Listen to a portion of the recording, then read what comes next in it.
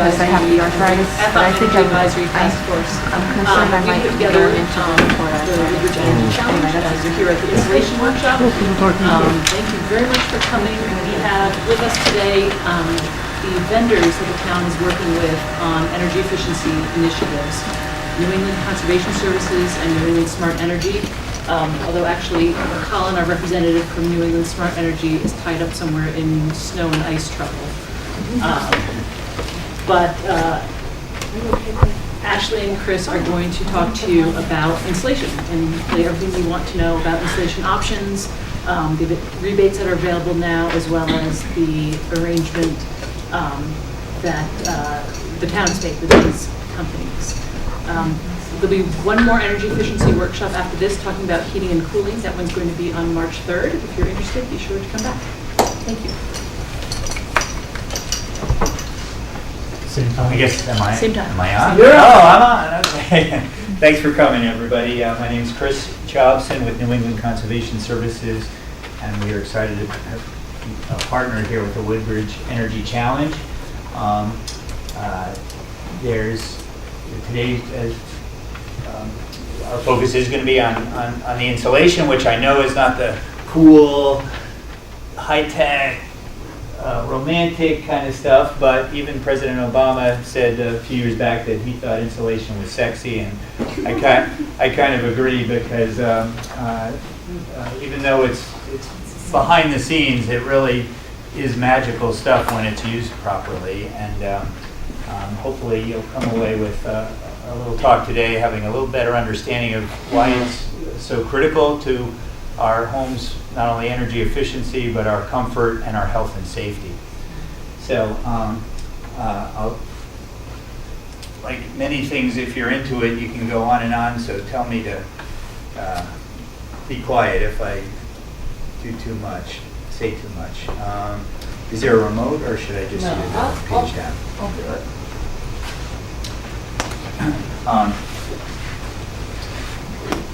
In a nutshell, when we do energy assessments in homes,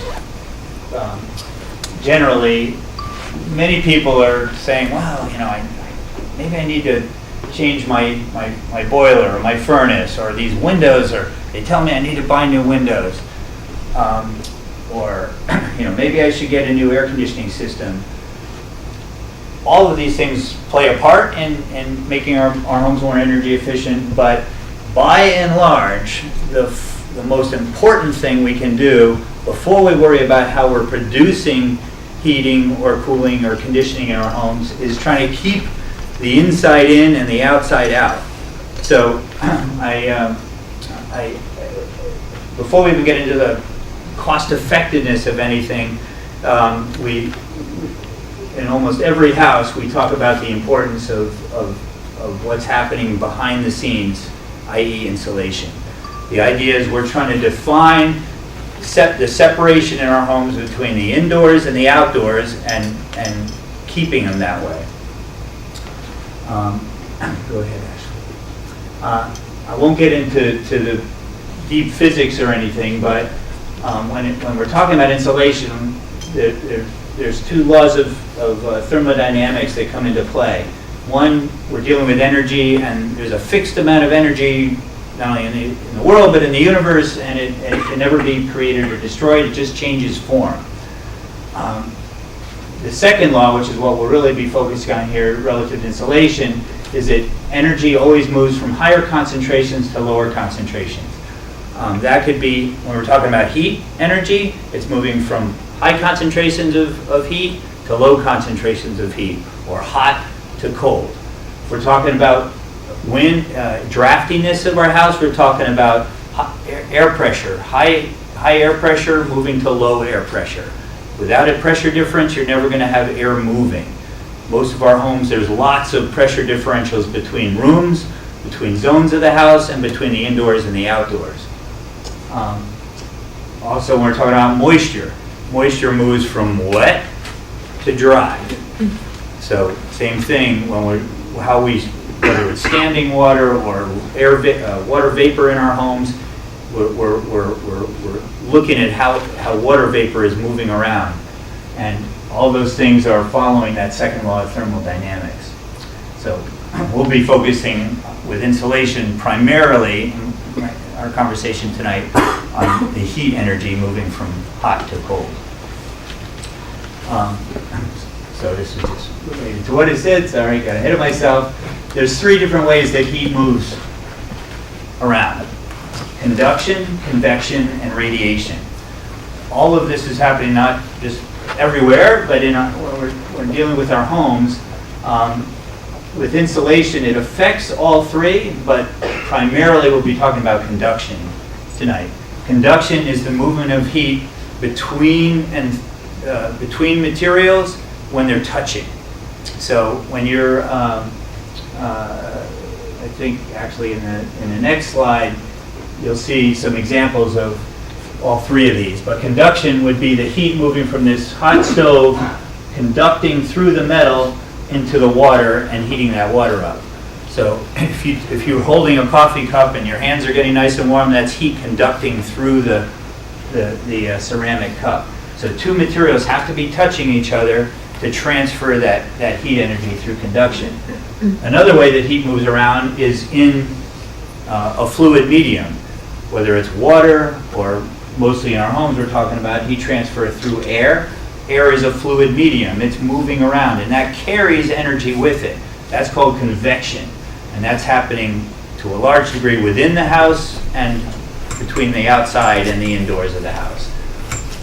Radiation is another form of energy, and that's electromagnetic waves that are just being transmitted in a straight line through space between a hot object and a cooler object.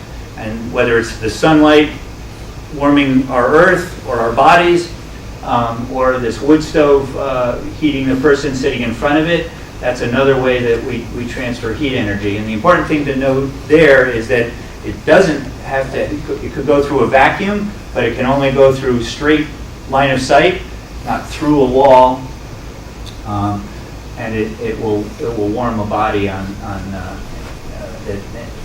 any object that's actually cooler than the object that's radiating the heat. Go ahead, Ash. So, in our homes, well, most of the heat, 3 to 6 times more heat is lost from our homes in absolute numbers through conduction than through convection or through radiation. So, if we're trying to make our homes more energy efficient, we want to hold that heat in, or in the summer keep the heat out. We want to do something about that conductive heat loss through the structure. One of the ways to do that is by minimizing thermal bridges, which is places where heat easily moves through materials, or maximizing thermal breaks, which is a way to put a barrier between heat moving across surfaces. In this picture, a thermal bridge would be an example of an area like this where we have insulation inside a wall, but we have the wall framing right here. And in a typical house, the exterior wall surface would be touching on both sides, on the outside of that stud, and the interior sheathing on the inside of the stud. And heat transfer would be relatively slow in this area, but relatively fast through the stud. So many of our homes, people say, oh, I've got plenty of insulation in my walls. But they don't realize that a lot of heat every 16 inches is being conducted right through those wall frames or ceiling joists as well.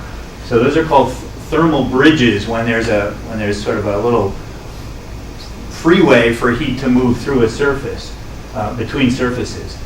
A thermal break would be an example of something like this, where you put an insulation barrier across the wall frames, or in this case where this is a special kind of construction where you alternate the wall studs so that there's always some insulation on either side of every one. That's creating a thermal break, which greatly slows down the transfer when you look at the entire surface area. So we want to maximize the thermal breaks and minimize thermal bridges across an entire surface.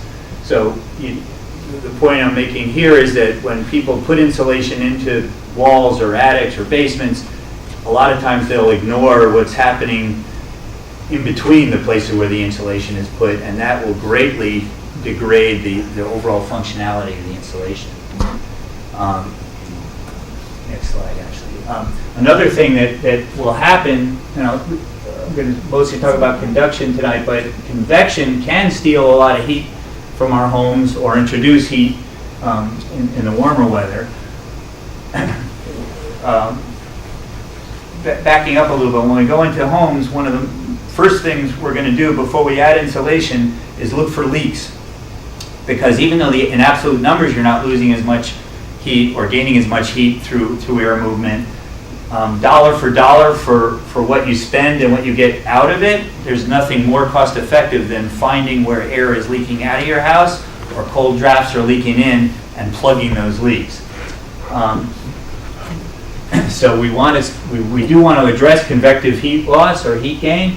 One of the places that many people don't think about because you can't see it is inside a wall like this, where if there's no insulation in there. Not only are you losing heat through conduction, but you're also losing heat through convection, because you get this cycle of air that warms up and then cools off and creates this looping of air, which is like a little conveyor belt pulling air out of the house, heat out of the house if it's warmer inside than outside. And the opposite's happening in the summertime. If it's warm outside and cool inside, you get this convective loop happening inside the wall, which actually is conveying heat transfer. So it's accelerating the gain or loss of heat through that surface. So that's another reason why having some sort of insulation inside any kind of a cavity is very critical, because you're losing through conduction and convection.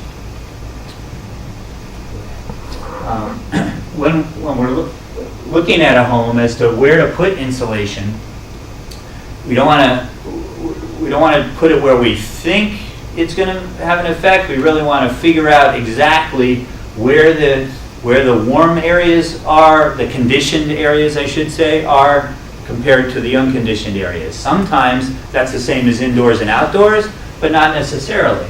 In this picture, as in many of our homes, we might have an attic up here.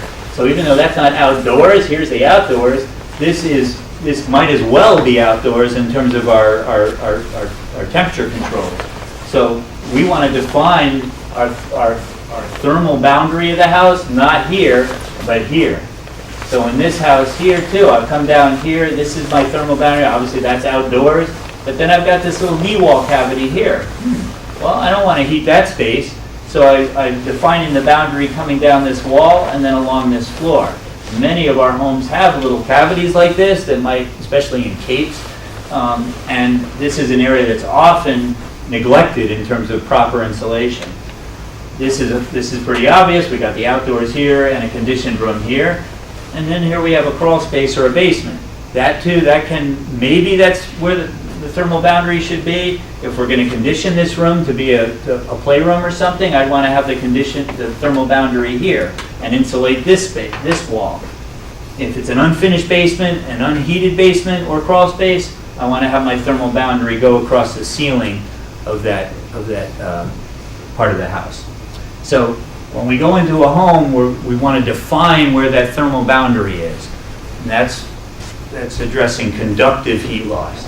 We also want to define where the air pressure barrier is, which more often than not needs to be aligned with this. You don't want to have a pressure barrier separate from the thermal barrier, but the pressure barrier has to do with convective heat loss. And that's where we want to make sure that along these same lines in this particular house, I'd want to have the most insulation I possibly can, but then also minimize the air leaks and air movement from here to here. So it's called alignment of the pressure barrier with the thermal barrier or boundary. So when we're defining the thermal boundary, again, we're really trying to define the conditioned space, i.e. spaces we're trying to keep comfortable for ourselves with those we're not. And then we want to make sure that those are, so we know what we need to address. Sometimes those boundaries can change as people change their behaviors or change how they use the spaces in a house, and then we'll have to realign the boundaries. I don't know if this looks familiar, a few winters back or even this past week, if you're starting to notice icicles forming like this, that's a danger sign. That means that there's a weakness in your thermal boundary, and you're losing heat into a conditioned space that has access to a roof line like this, and that's causing snow to melt underneath, not from the top, but from the underside. The warm air gets up into that sheathing of the roof line, melts the snow, the water trickles down to the cold gutters, freezes again, and causes now a barrier, so the water that comes down next can't go anywhere, freezes against that. You get this big mound of ice and icicles coming off the top of that. Eventually that's going to cause leaks into the attic or into the house, because now the water will back up under the roof shingles and have no place to go, and will start leaking inside walls, and you may not even know about it until you have a mold situation, or you've got a terrible problem with sheetrock crumbling because it got wet. So if you have parts of the house where you're starting to notice lots of icicles forming over a gutter line, red alert. That's something that should be addressed by a professional to figure out why is that happening. So how does insulation work? Well, basically, like if you have an igloo ice chest, if you put your sodas in there on a hot summer day, it's going to stay. The ice is going to stay there, and the sodas will stay cold because that whole box is lined with insulation. Well, same thing with our homes. We want to define that barrier and fill the space, between the inside and the outside of the conditioned space from the unconditioned space with as much insulation as we can. And we'll talk about different strategies for doing that and different materials depending on how and where you're doing that. But basically, we want to slow down this transfer of energy, of heat energy, going this way. If it's hotter here and colder here, or vice versa, it's always going to be moving from hot to cold. A lot of people say, well, heat rises. No, it doesn't. Heat goes from hot to cold in any direction. So if you touch the bottom of that hot coffee cup, it's going to be just as hot as the top of that coffee cup. But hot air rises. When that air heats up, it's going to get less dense and rise up. So heat will pool up high, but it's not really that heat rises, it's the hot air rises. There's we define insulation in terms of R value. Probably this way, places maybe where you've had doing some remodeling, sample it. Go around some different parts of the house and see. You drill a small little hole with a drill, poke through. I'm going right to the outside sheathing. Not a good sign in terms of insulation. If you know something about construction over the years, we can walk into a house too and say, unless somebody's done something, I know that houses just did not have insulation in the walls until the mid-50s. It was maybe some tar paper, if that. So it just wasn't done. Pre-revolutionary houses or depression era, some people stuffed real newspapers in, or leaves or horsehair or something like that, but there was no codes that required any insulation into walls until the 50s. From the 50s to the 60s, you say, there might be a little bit of a precursor to fiberglass called glass wool.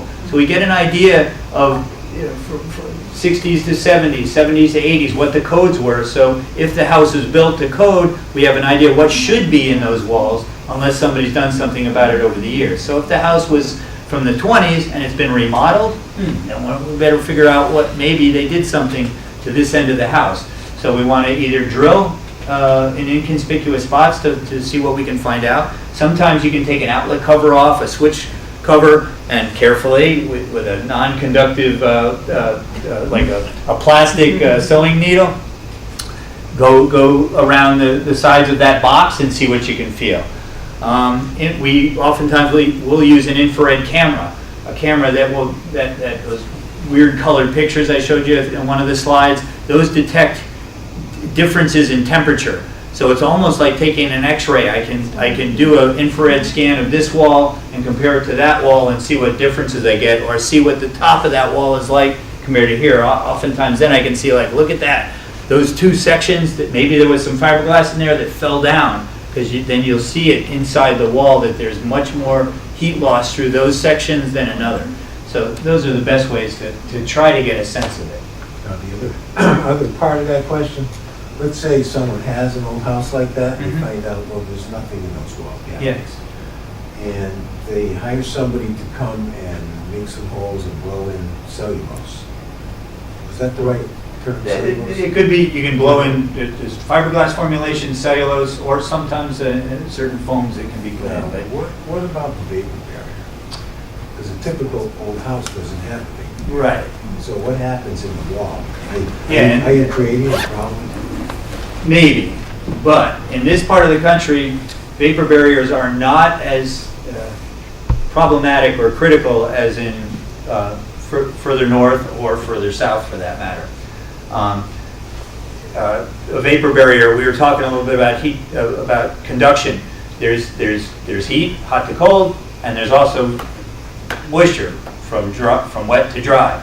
So what you don't want to do is put insulation into a cavity where you've got damp air that moves into the insulation, gets from a warm area where warm air can hold more moisture than cold air. It hits what's called the dew point at a certain point. If that point is inside the insulation, you're going to get wet insulation and eventually mold or rot on the sheathing inside the wall. So you do want to be careful about moisture transfer. In this part of the world, some of the year, the damper side is on the outdoors, and some of the damper side may be on the indoors. So there's no exact way to put a vapor barrier where you're going to be right all the time. The worst situations where you get the biggest extremes, though, are in winter. So the vapor barrier, if there is one, should be on the warm side of the insulation. So you're stopping some of that moisture before it gets into the insulation, and therefore the insulation is going to stay dry. Most of our homes have some sort of acrylic paint or latex paint on the wall, sheetrock or plaster. That alone is a vapor barrier. So the insulation itself, it's not that critical if it has its own vapor barrier. When you buy fiberglass bats of material, it'll often have a foil or a craft paper side to it. That's for vapor barrier. So if you put it on a wall that didn't have sheetrock, like the back of a knee wall or a closet, it's going to have a little bit of resistance to that moisture flow. But inside a wall, it's not as problematic in most situations. So if you were a So the- contractor, which you are, and someone had this old house. Yep. and Yeah, I want to said, spread the questions out, but I wanted to blow all this insulation in my walls, you wouldn't be too worried about that. If it's an old house with no exactly. vapor barriers. Right. No, when we approach a wall like that, we're blowing a material in at a very high density, over 3.5 pounds per inch, per cubic foot, I mean, sorry. When that wall cavity, that open wall cavity, we showed that slide before where you could see the air moving around inside that wall. By packing insulation into that material very densely, now that air can't carry moisture with it. So the fact that you've prevented you've slowed down airflow and moisture flow with the wall sheathing itself and the insulation in there, you're not going to have a moisture problem. Again, it has to be properly done. The problem is in many of our walls, there's just fiberglass in there, which isn't stopping the moisture flow, and there often is condensation inside the walls. But if a wall cavity is properly what we call dense packed with the material, whether it's cellulose or ground up fiberglass, moisture won't be an issue. Granted, now in a basement or a crawl space, that's a whole different story. But above grade walls, if it's properly filled under pressure, you're not going to have a moisture problem. Yes, sir.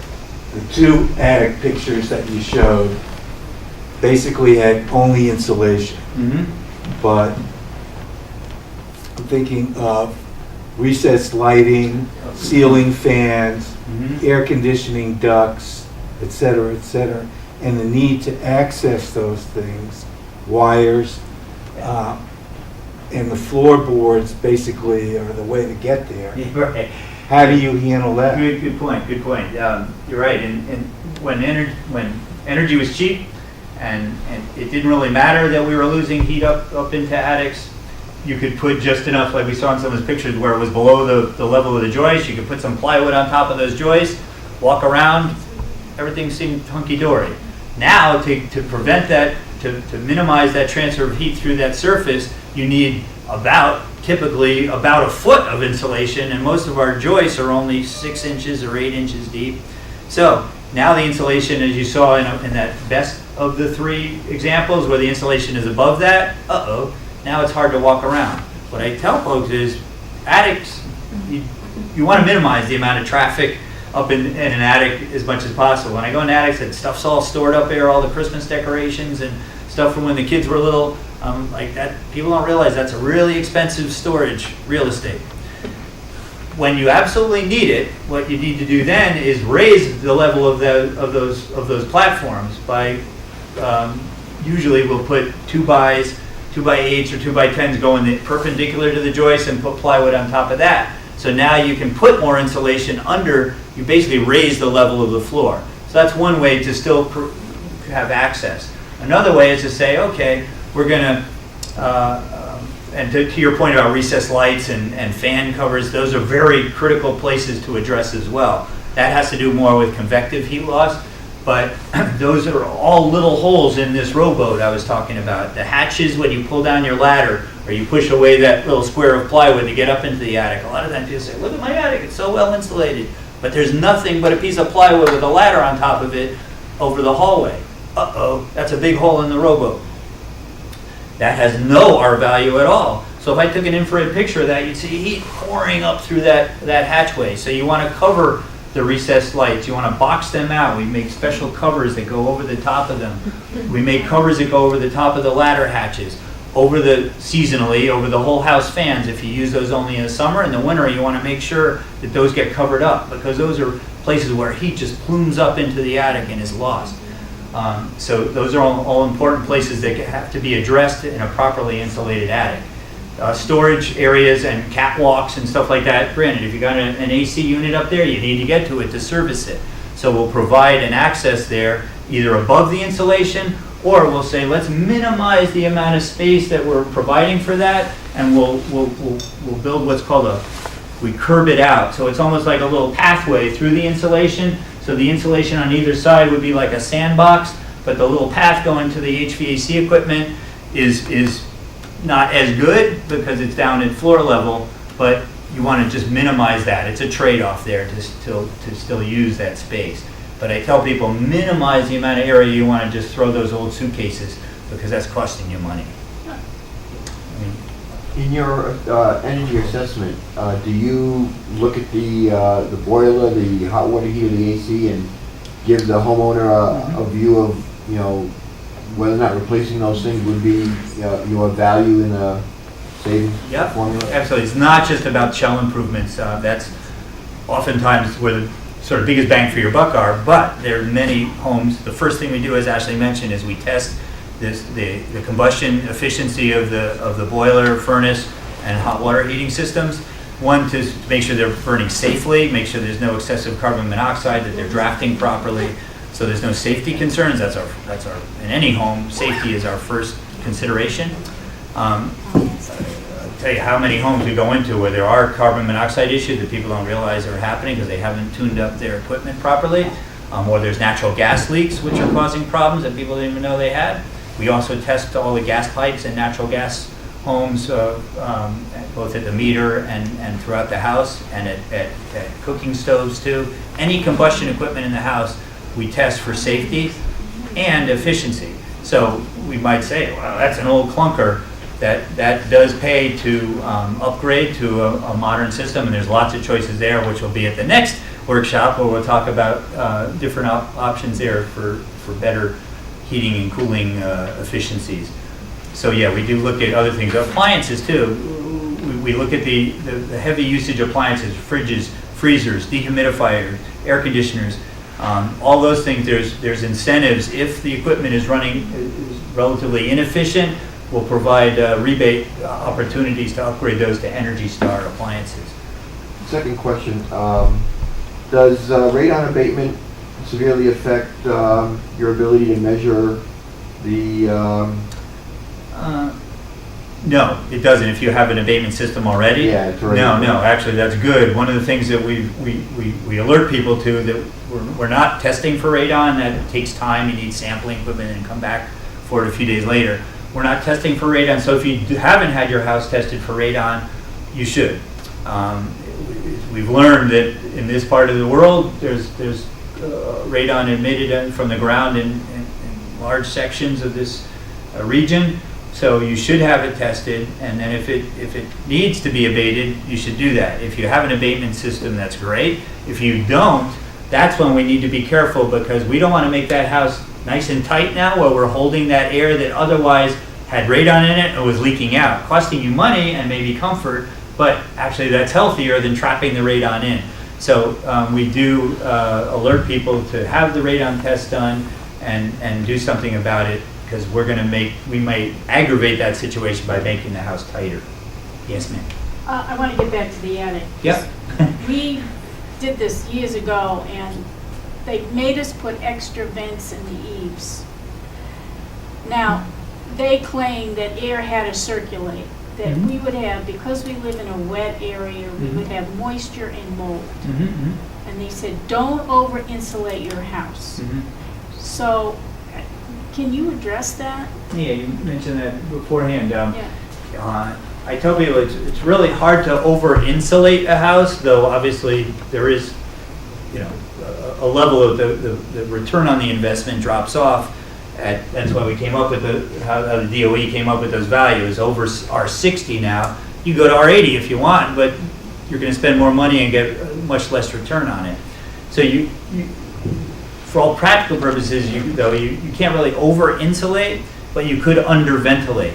You need to combine, you need to balance insulation with ventilation. If you trap air, if a house, your typical older house, much of the housing stock around here, it breathes. It's wonderful. In terms of humidity, the relative humidity outside is the same as the relative humidity inside. You're never going to have a water problem.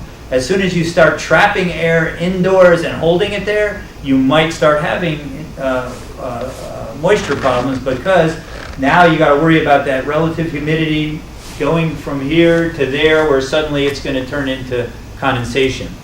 So in an attic situation, it's usually, obviously I don't know all the details, but typically that's a good recommendation to add ventilation to an attic if you've got a moisture problem, or you're trying to prevent a moisture problem in an attic when you're adding more insulation to it.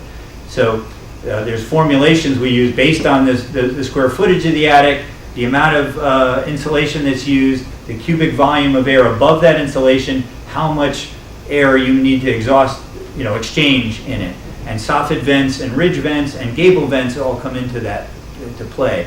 You want to have ventilation down in the eaves, balanced with insulation typically at the top of the roof, called a ridge vent. If you just have soffit vents and nothing at the ridge, they're not doing so much. So you want to have low ventilation and high ventilation, or you want to have cross ventilation, which is usually at the ends of the house, called gable vents. But it sounds like there might be an issue of not enough sort of intake and exhaust ventilation, or other things are going on. It could be that, yeah, you've got ventilation, but there's issues still with the insulation part. But you said you got some good advice about the ventilation, but maybe not. If he was saying don't add insulation, it depends on what you've got now. We did put the insulation in, but it was a long time ago. So yeah, it might be okay, or may not be to current standards. Any other questions? Well, thank you for coming then. It's been great. If you have anything offline, we're happy to answer here, or even better, if we can come to the house and give you a formal audit. Yeah? Yeah, I Is was there a surprised. charge for the audit? Oh, good point. The copay right now, this could change because the new fiscal year, they're reevaluating everything, but as far as we know, it's going to stay at $99. The $99 covers all that diagnostic testing. It does the work of at least 2 men in the house for several hours doing caulking and weather stripping. And then you get a report at the end that sort of shows before and after what the results are, with some estimates of the immediate cost savings based on your fuel consumption, as well as any recommendations that are made, what that return on investment might be. Quick follow-up. I had the audit done. Uh-huh. I don't even want to talk about it because mine was not good. If I wanted someone to just come look at the attic, what should I do? Give us a call. we would no come. charge for that one. No yeah. charge for that? Mhm, yeah. Is your card Good. here? Mine is not, but Ashley's our Mine's there, offices. So the city Okay. office, yeah, we'd love to help you. We give outside of the scope of the program. My poor experience was with neither of these two organizations. I have to say Okay, that. out loud. that's good. But it was a poor experience. I'm sorry to hear that. It's that's very much the exception. There's right now 19 contractors throughout the state doing this program. I can't tell you, Marissa could probably talk to it from the utility standpoint, but the amount of vetting out that's done is incredible. There's hundreds of contractors that wanted to do this work, and only 19 were selected to do so. So it's again, they want to make sure that representing, it's our money, your money and my money that's gone into this fund that's being used for this. We want to make sure that it's being spent prudently and properly, and again, safely. So if you had, please give that feedback to the utilities too, as the administrators of the program, if there wasn't a pleasant experience, and if there's anything sort of the program in general can do to help you going forward, we'd love to. So thanks again. Thank you. Yeah. We have sign-up sheets, right? Okay, we have sign-up sheets in the back.